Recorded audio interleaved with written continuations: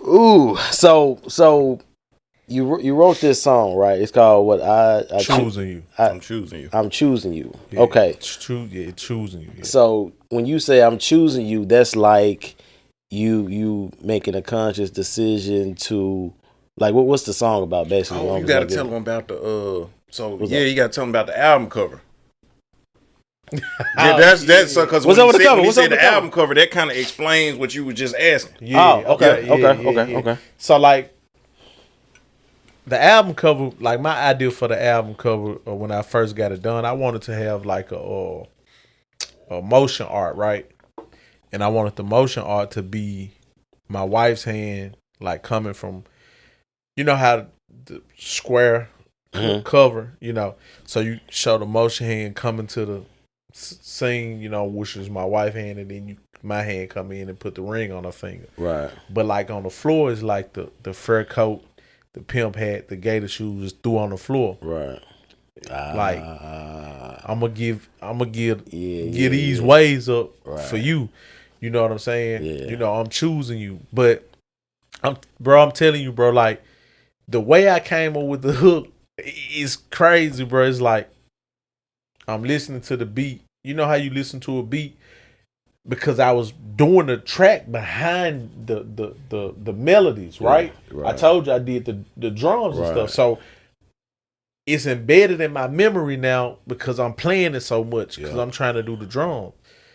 So one day I'm strolling on Facebook and I made the post when I wrote the hook. Yeah. So something just came in my head like I'm choosing you, and I don't know what I would do if I had to live without you.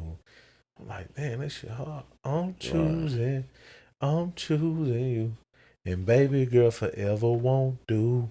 If we could do forever times two, I'm choosing you. You know what I'm saying? Right. So I'm like, ooh, that's hard. So like I said, so I get on the phone with my partner because he didn't believe I was making the beats. Yeah. So we get on the FaceTime because I had sent him one track.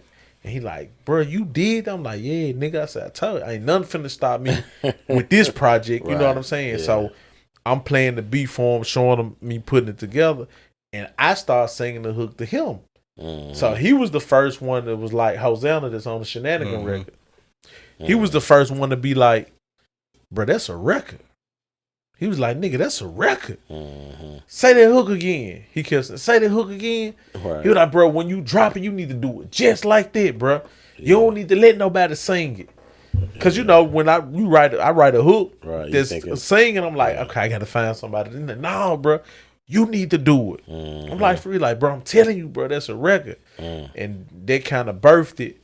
And still, like, I kind of really wasn't sold on it. Like, I'm gonna go. So when I went to the studio, how I work is I get all my records together because I don't like to waste time in the studio. Even though I got my own spot, I ain't on no studio time. But I don't like to waste time, so I don't be want to go to the studio and do one or two songs, then have to come back. Right. That's a waste of time for me. So like, I get as many songs as I can. I'm like, okay, I'm gonna at least go drop 5 or 6 of these joints, so I can ride to them and listen to them for a minute, and then I hear like, ooh, damn, I should have said this way, or I should have did this in the ad lib. You know what I'm saying? I just learned it from the maturity of making music, because a lot of times I done records and put them out on the radio and be like, damn, if I had did it like until this, you hear it later on. Yeah, it would have been hard. So anyway, when I dropped it, and like I said, people start coming in, laying hooks and choruses and stuff for me in they verses, and I'm playing the record. Everybody kept saying like, "Bruh, that's a record right there." Like that. And when we say that's a record, we're meaning like it's commercialized.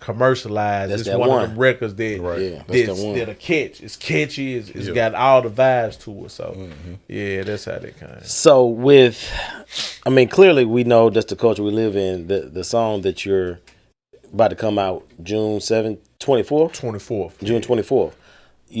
Is kind of cultural as far as what, you know what I'm saying, people like to promote for the in hip hop or rap.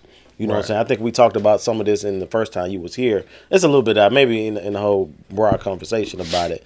So with with that song, clearly, because you're a family man, you know what I'm saying? Right. I see you on the book and the social media. You got your daughter, your wife and stuff out there with that.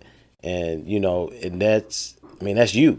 You wanting to put something out there that's, you know, more so genuine and that's, you know, talks about your character, not doing something that's clickbaity or Right. just, you know what I'm saying, talking about, like you said, pimping hoes, you know what I'm saying, or whatever within that. Like, talk behind that, like why do you want to do that?